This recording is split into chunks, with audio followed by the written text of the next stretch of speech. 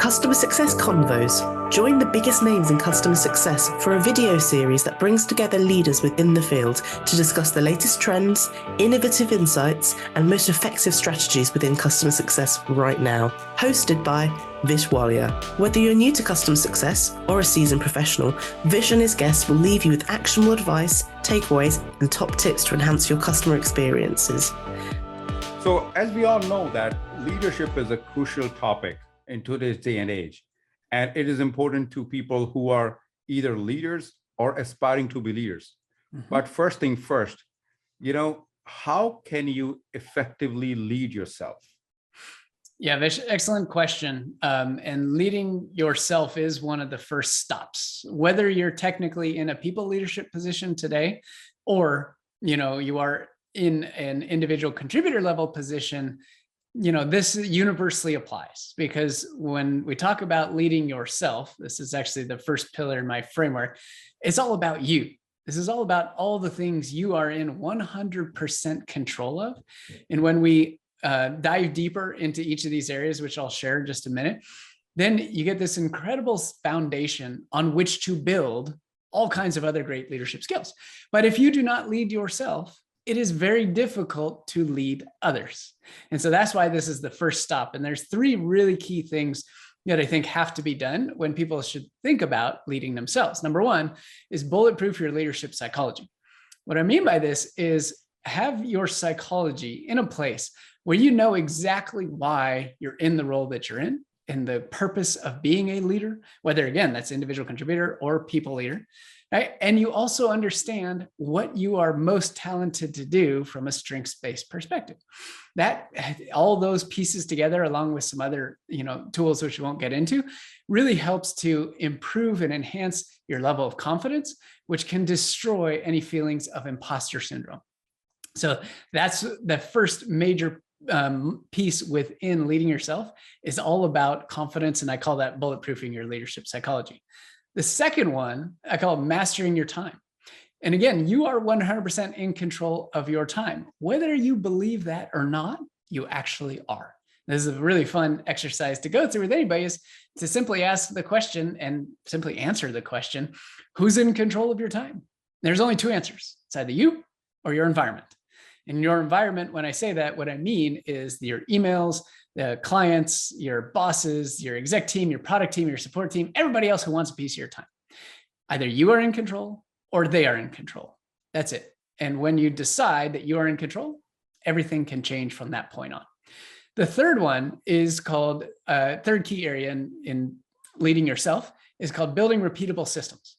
So in our work as leaders, one of the most important things is to never become a bottleneck, to the point where you are the only person who can handle or complete some process, task, interaction, facilitate something getting done. Because if that is true, it's going to be really difficult to ever extract yourself from the situation, especially when you try to go on vacation. So building repeatable systems is all about creating systems that support you so that you are not the focal point. The system becomes the focal point. And when the system becomes a focal point, then we can optimize the system regardless of who is actually involved in the execution of it. So those three things, for me, really come down to how to lead yourself. Number one, bulletproof your leadership psychology. Number two, master your time. And number three, build repeatable systems.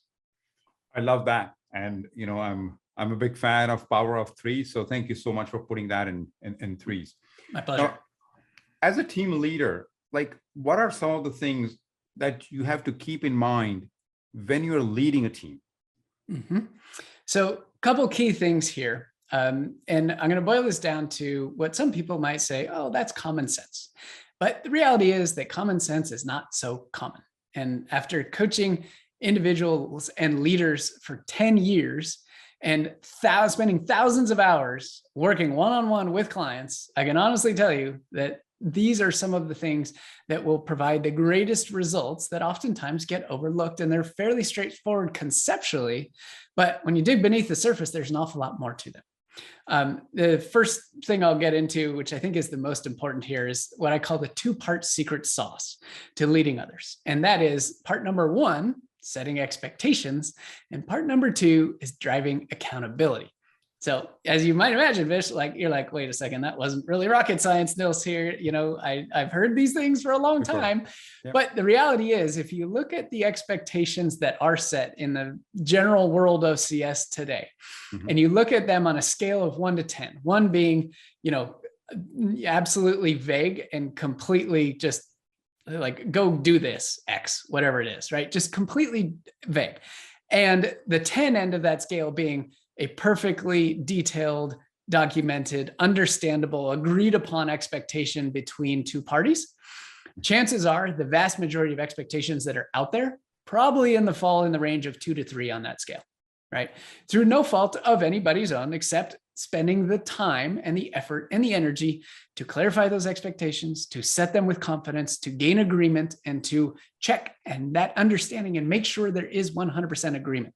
So if you can become really good at setting expectations and being very clear, it makes the rest of your life infinitely easier. Again, whether you're at an individual contributor level, working with clients as a CSM, or your people leader, working with a team of CSMs, trying to make sure that everybody is marching along the same path as everybody else. So that's secret sauce part number 1, setting expectations. Number 2 is driving accountability. So driving accountability is usually one of those things that leaders oftentimes tell me is really hard, right? We have to get all this stuff done. I tell them we do this, I quote unquote set expectations, but then the accountability just feels like I'm micromanaging them. I don't want to do that, or I'm not sure how to stay on top of it without being all in their business. And the reality is driving accountability is really simple. However, it has to come as the result of a very clear and agreed upon expectation. When there's a very clear and agreed upon expectation, you can drive accountability for anything in a piece of cake in 1 sentence, in fact. However, when you're at a 2 or 3 on that 1 to 10 scale I mentioned, driving accountability becomes really, really difficult, because what are you being held accountable to? It's unclear.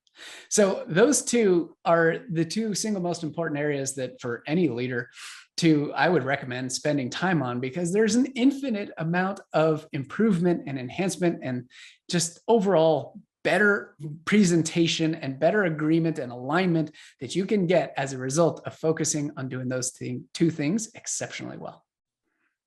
And that makes sense, right? Like, as you talked about it, it's not rocket science, but the execution of this is not, done as it should be done.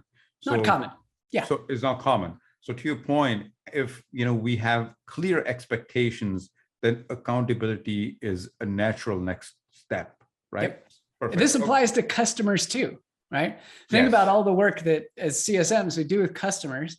And if something is vague, like I will get you this report next week, whether the CSM tells the client that or the client tells the CSM that, there's no way you could hold anybody accountable to that. It's Absolutely. Because it's incredibly vague, but sometimes we take what the client gives us, or we say things like that to give ourselves space. And the reality is, one of my favorite sayings is, what happens in vagueness stays in vagueness. And if you're not clear and those expectations are not set and not agreed to, you will have no chance of driving accountability. Yeah, no, that makes sense. Continuing the talk on leadership, and we talked about, as a team leader, coaching is a key part of leading your teams and managing your teams, right? So what are top 3 coaching tips that you would like to share with our leaders? Absolutely. So the first one is a psychology piece. And as you've seen in much of what I've shared, there is psychology behind this and there are tactics. And those 2 things have to exist and complement each other. Psychology, the right psychology with the wrong tactics doesn't work. You'd be really excited, but you're not going to make any progress. The right tactics without the right psychology will give you very short-lived results. It's not long-term. So in all things, there's a combination, especially from a leadership development perspective. There's psychology stuff we got to deal with, and then there's tactic stuff. So on the psychology side, on the coaching, starts with the mindset. And the mindset of a coach is simply this: you don't have the answers. Literally as simple as that. Right. And oftentimes in a leadership position, many people can fall under the false impression that they were promoted into that position because they had all the answers. And it can be fairly difficult to unravel that if that is a strongly held belief. But the greatest and most effective leaders are the ones who do not have the answers. However, they have two very important skills, which I'm going to talk about as the other two pieces here. Number one is the power of listening. So listening is one of those incredible skills that, again, very common, right? And common sense that, yeah, you should listen more, right? But the how to actually do that is oftentimes quite a challenge. There are a lot of different ways to go about improving your listening skills. And if I was going to spend one area as a leader to complement my I don't have the answers mindset, it's going to be in the form of listening and truly dedicating myself to understanding where the other person is coming from, irrespective of what my opinions of what they're saying really are.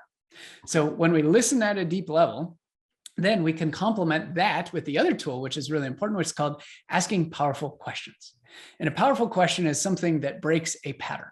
We all have patterns in how we respond. When I ask you, Vish, how are you doing today? You say, good. It's just, you don't even think about it. It's just something that you do. But if I ask a powerful question like, well, what makes today a good day? You might pause for a second and say, oh, we're doing this great. We're doing this podcast. I'm glad to connect with you. It's a good day, right? And it's that pause right there that shows and highlights the fact that your brain had to search for a different answer because it didn't have a canned response for this. And our brains are function like computers, and the beliefs or the canned responses that we have operate like programs. Somebody asks, "How are you doing?" I say, "Good." It's fairly straightforward. However, when you ask a powerful question, it breaks that pattern and forces them to think of a new answer. And that is where you get real impactful conversations where you go beyond the surface level. So if you don't have the answers and use that as your mindset, if you listen deeply, and if you ask powerful questions, those three things will knock it out of the park from a coaching perspective. Perfect. And last but not the least, right? And you as a customer success leader know it, that we have a large population of customer success practitioners who aspires to become managers and leaders, right? So what would be your advice to those aspiring leaders on becoming leaders? What are a few things that they can either adopt, execute to become one? Yeah, first and foremost, invest in yourself, irrespective of what anybody else, your company, your boss, whoever it is willing to invest in you. You are the only one. Right. And the psychology part of this is what I call being the CEO of your career. You're the only person who can make the call on what's right for you. You're the only person who can make the call on what's the right investment for you, what area to focus on. There are an infinite number of skills that will benefit you in a customer success profession, period. Whether you're IC, manager, director, VP, CCO, doesn't matter. I mean, we get to use all skills from all different areas: sales, marketing, consulting, services, support, project management, right? And the best part about the world that we live in today is that you can get access to world-class training from an expert at the drop of a hat on any topic with a swipe of a credit card. It is so darn easy, and access to this level of information has never been had before. So my recommendation is do not wait for your company to say, well, we're going to get some training for you all to go through. Do not wait for someone else, your boss, to say, no, I'm not going to reimburse you for that training, even though I know it would benefit you because we don't have the budget. And then you don't end up investing in that. No, the number one piece of advice, and this is what I've have done myself to the tune of several $100,000 since I made this decision to be the CEO of my career, is invest in yourself.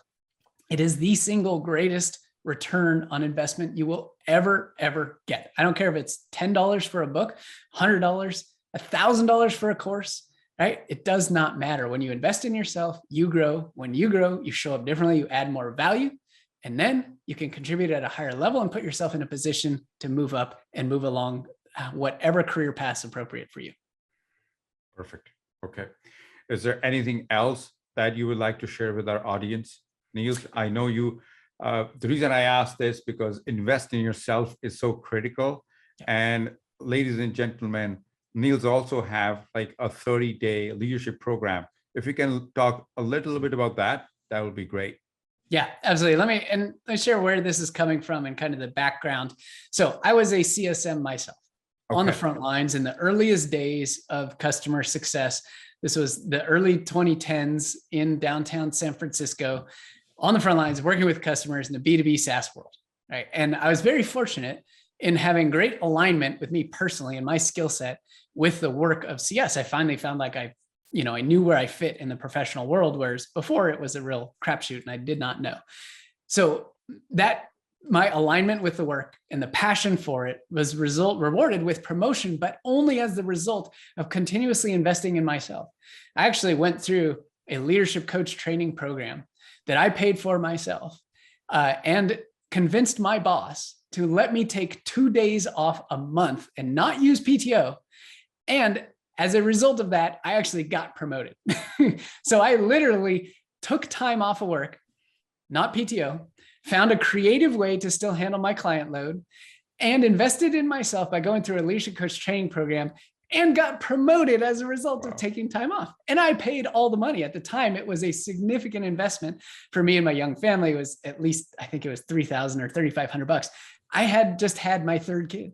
Like, money was not really that present around. If we lived in the Bay Area and we had 3 kids, like there was a lot going on.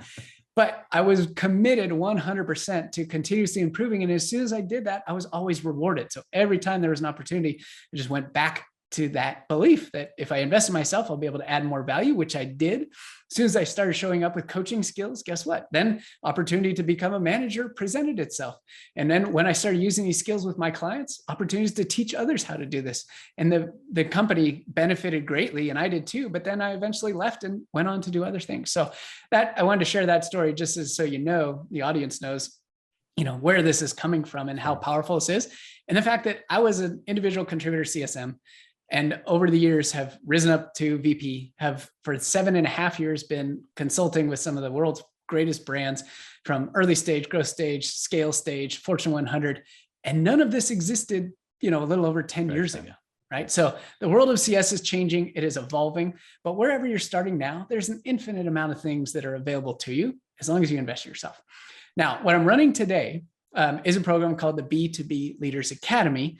As you mentioned, Vish, thank you for bringing that up. And it's my opportunity to share the incredible leadership tools, some of which I've shared with you all today, in a strategic way so that I can empower leaders with the tools to confidently handle any situation.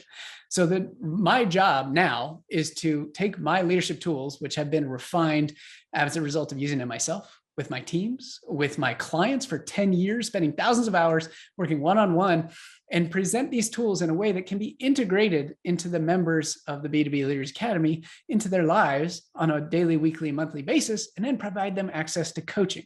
So it's the ultimate complement between getting access to the training, which is the kind of the core foundational stuff you have to implement, and then access to coaching, which is the real magic sauce there. And if anybody would be interested in finding out more, just simply go to B2B, so the letter B, the number 2, the letter B, leadersacademy.com, and you can find out all the details, or simply hit me up on LinkedIn. Be happy to share more. Perfect. No, thank you. And thank you for sharing the story. I think it's very powerful. No, one thing you talked about, invest in yourself.